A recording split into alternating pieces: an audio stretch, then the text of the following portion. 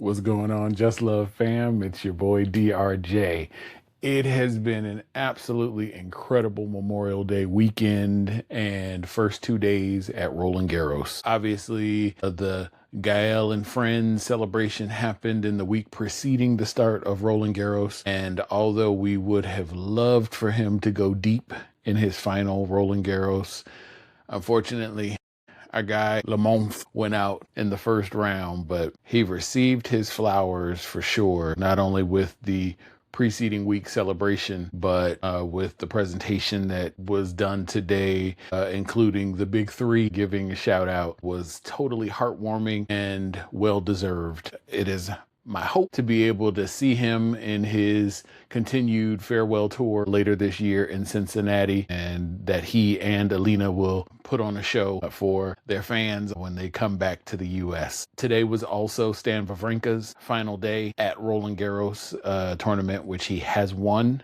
one of his 3 Grand Slams. So this was a big day. They gave a lot of dirt to 2 legends of the game, and they will be missed in future installments of Roland Garros, but we are so thankful that we had them for the time that we did. On to other news, other developments in these first few days of Roland Garros that I want to highlight. A major upset on the men's side with Taylor Fritz being knocked out, but not only being knocked out, but being knocked out by a younger American, Nishish Basavareddy. That match was absolutely spectacular. I know that kid is really good, but I didn't think he'd be able to manifest tennis of that quality and that consistency.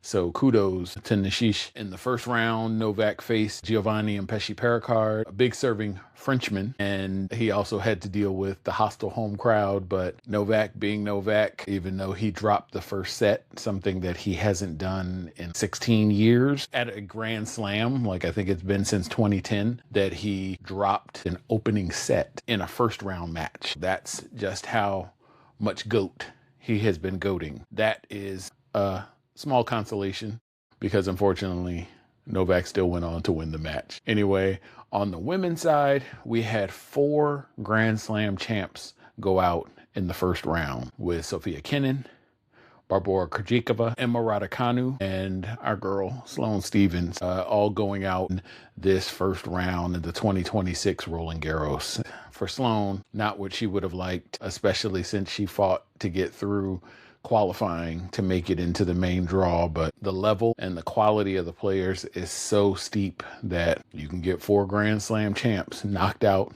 in the first round. And then the last thing that I want to address is the Black Party, not Block Party, Black Party, that was hosted by Taylor Townsend and her bestie, Naomi Osaka.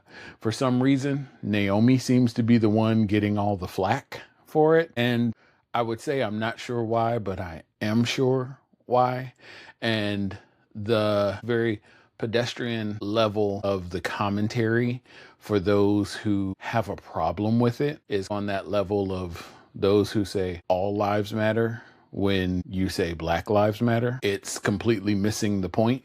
The fact that Black players are literally a minority in the sport of tennis, and it's only on the shoulders of legends like Althea Gibson, Arthur Ashe, that they're able to play this game at the level that they are playing this game. And the support, the camaraderie from their fellow Black players, to have people just decide that is reverse racism or exclusionary, how rude, how horrible, really just means that they don't get it. And so I always stand in awe of Naomi Osaka, Coco Gauff, their ability to address the haters and make the points crystal clear so that there is no confusion. There will always be folks who are going to throw shade, but say you just use it to cool off and you move on. So can't wait to see what else is going to develop as this Roland Garros continues. Again, we have to say goodbye to Gael, but in the meantime, we can still pull for Mrs. Gael Monfils, Alina Svitolina, as she continues punching at and above her weight class, and we'll see what she is able to do on the red clay. All right, till next time.